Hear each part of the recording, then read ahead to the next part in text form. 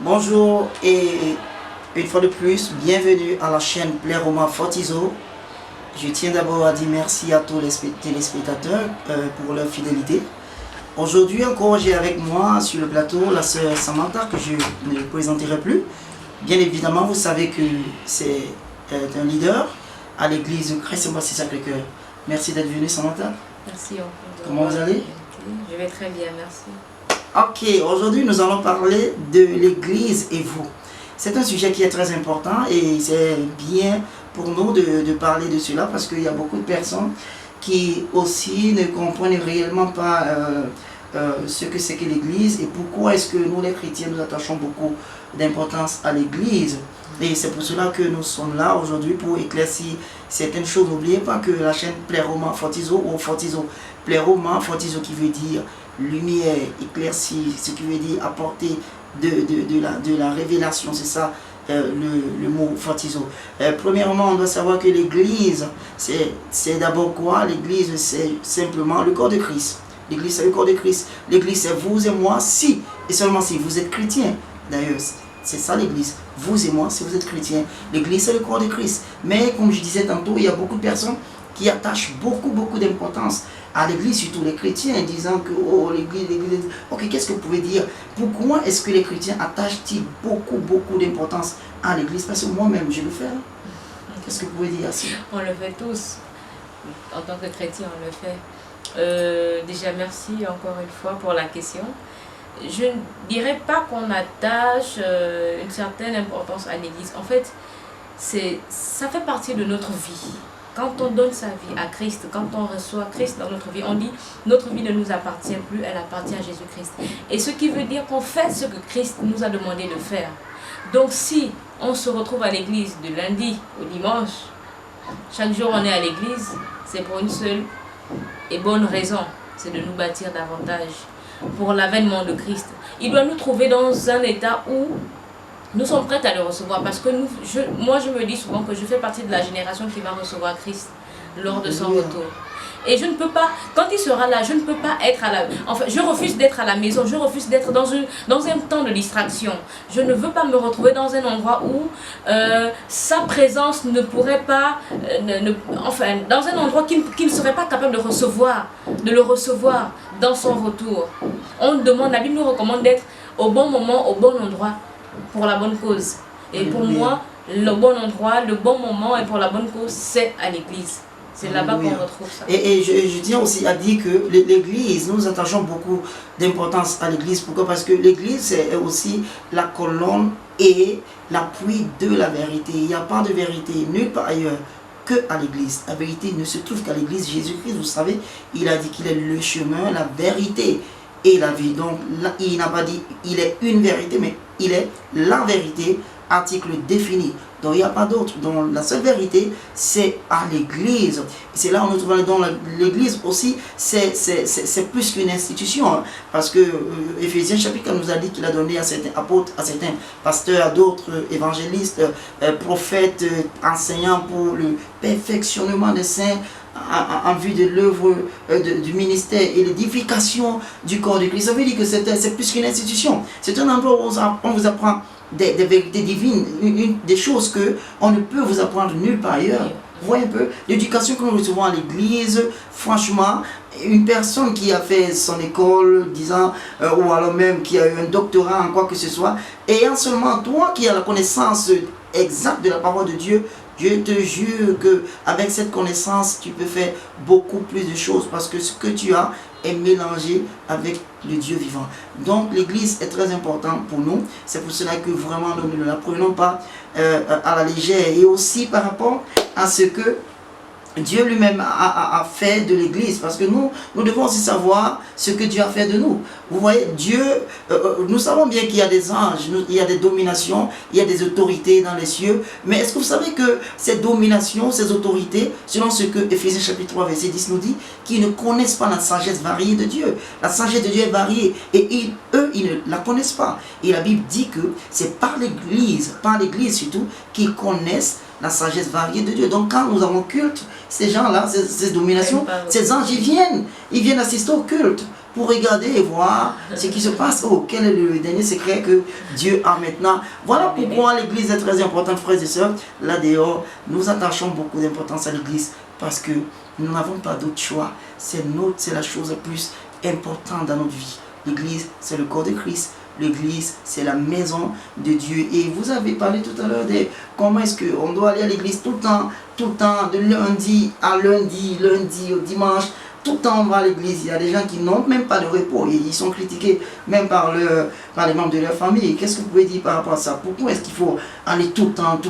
Vous avez parlé de Jésus-Christ qui était notre maître et on doit suivre ses pas. Qu'est-ce que vous avez dit? Vous avez à dire par rapport à ça? Je vais ajouter que la Bible elle-même nous dit que Jésus-Christ, déjà lorsqu'il est sorti de ses 40 jours de jeûne, lorsqu'il a été, après la dernière tentation du diable, il est retourné à Jérusalem et comme d'habitude, la Bible nous dit que comme d'habitude, il est retourné à la synagogue le jour du sabbat où il continuait de rendre ministère parce que déjà il était davantage rempli du Saint-Esprit. Mais toutes ces choses-là, il les pratiquait déjà bien avant et c'est vrai que certainement il y avait un jour dédié à ça, mais si par exemple à Christ-en-Bassi, on a chaque jour dédié je sais pas, à une communion, à la communion, mais comment est-ce qu'on devrait rester à la maison alors que tous ceux qui doivent se révèlent dans un endroit bien précis. Et je voulais ajouter que Hébreux chapitre 3 verset 12 à 13, lisez-le à la maison, ça dit bien sûr dedans que nous devons surtout verset 3, que nous devons nous exhorter chaque jour. Donc ça veut dire, c'est pas une chose de chaque dimanche, mais il dit chaque jour. Chaque jour, il dit exhortons-nous chaque jour. Je voulais rajouter quelque chose. Le pasteur nous a dit la dernière fois, lors du culte de mercredi, que tout le temps les chrétiens se plaignent, parce que c'est très récurrent chez certains chrétiens qui n'ont pas encore atteint une certaine maturité spirituelle. Ils se plaignent du fait que chaque jour ils sont à l'église. Certains sont à l'église du lundi au lundi, comme tu l'as dit. Le pasteur a dit, ok, si vous êtes fatigué, allez vous faire interner à l'hôpital, comme ça au moins vous n'aurez plus à aller à l'église tout le temps. Mais tant que vous avez du temps, tant que vous êtes disponible et qu'il y a un moment de communion, de partage de la parole de Dieu, vous avez le devoir d'être là. Parce que tout ça fait partie de votre formation. Et si vous voulez atteindre une certaine maturité spirituelle, tout ça fait partie du processus. Tu ne vas pas apprendre comment chasser la maladie dans ton corps si tu restes à la maison, parce que c'est à l'église qu'on apprend ça. Je veux prendre un exemple aussi terre à terre. Un étudiant, quelqu'un qui s'inscrit dans une école, il s'inscrit parce qu'il veut aller apprendre. Il va apprendre un métier ou bien il suit une formation. Est-ce qu'il apprend chez lui? Le professeur, est-ce qu'il lui donne cours à la maison? Le professeur lui donne rendez-vous quelque part. Ils ont un lieu précis, un lieu fixé pour la formation. C'est pour ça que j'ai dit que l'église est plus qu'une institution. Vous voyez, et par rapport à ce qu'elle venait de dire, vous savez aussi que la Bible nous a dit que c'était la coutume de Jésus d'aller à l'église. Et nous sommes comme Jésus. Nous ne pouvons pas être moins que ce que lui, il est. Vous voyez un peu? Nous sommes comme lui. Donc c'est important pour nous d'aller tout le temps parce que c'était sa coutume d'y aller tout le temps. Et aussi Jean chapitre 13 verset je crois 15 ou bien 16 nous a aussi dit que il nous a laissé des exemples afin que nous suivions. C'est pas, même Pierre là aussi dit dans ses épîtres que Jésus nous a laissé des exemples afin que nous suivions. C'est pas, mais il y a des gens aujourd'hui qui refusent carrément d'aller à l'église, et comme ils refusent d'aller à l'église, qu'est-ce qu'on peut dire à ces gens? Parce que nous n'avons plus assez de temps, peut-être 2 minutes, mais qu'est-ce qu'on peut dire à ces gens là qui refusent d'aller à l'église? Ce que je peux dire, je vais être brève, je vais dire à ces personnes-là d'être des imitateurs de Dieu. Parce que c'est ce que la Bible nous a recommandé. On nous a demandé d'être des imitateurs. Je crois que c'est dans le livre de Luc, si je ne me trompe pas.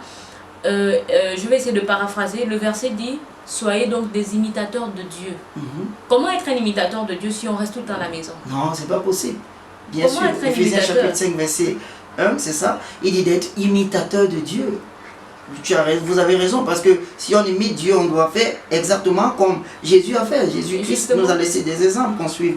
Et c'est pas moi, je dirais aussi, la Bible nous a aussi dit dans Hébreux chapitre 10, verset 25, que nous ne devons pas abandonner l'assemblée des frères, comme le font certains. C'est des gens, vous nous dites qu'il y a des gens qui font ce qu'ils ne devraient pas faire, ce qui n'est pas, ils ne sont pas censés faire, c'est qu'ils abandonnent l'assemblée des frères, et ce qui n'est pas normal.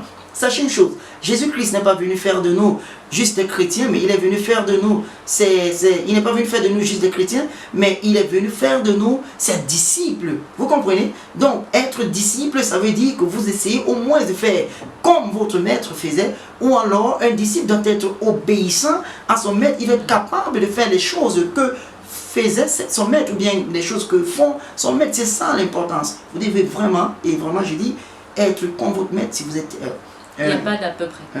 Un disciple. Dans cela, il n'y a pas d'à peu près. Quand on est disciple de Jésus-Christ, on doit faire comme Jésus-Christ. Si on s'appelle, si on se fait appeler disciple de Christ, on doit être à l'image même de Christ. Ah oui. Et moi, rapidement, on va prendre le dernier mot, parce que le temps est presque court.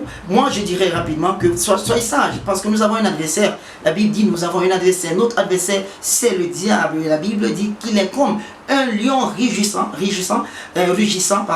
qui cherche qui il va dévorer. Pourquoi cherche-t-il la personne qui va dévorer? Parce qu'il ne pourra pas dévorer, il ne peut pas dévorer tout le monde. Maintenant, il cherche ceux qui va dévorer. Et nous savons bien les caractéristiques d'un lion. Le lion n'attaque pas directement sa proie. Avant qu'il n'attaque sa proie, quand il vient derrière une troupe d'animaux, il ne les attaque pas directement, non, il vient derrière eux, cherchant à isoler une brebis. Quand il isole une brebis, maintenant, il va sur cette brebis et fait de lui sa proie. Donc, c'est comme ça. Donc, quand vous commencez à rester à la maison, ce sont les stratégies du diable pour pouvoir vous écarter de la communion corporelle du corps du Christ. Qu'est-ce que vous avez dit pour les derniers mots? Parce que je pense que le temps est presque fini. Donc, comme je disais, en tout cas, ces personnes-là qui n'ont pas encore compris qu'on doit être le plus possible, le maximum possible, en assemblée, faites-le. Si vous ne le faisiez pas avant, faites-le. Sinon, vous êtes une proie pour le diable, vous êtes une victime d'emblée.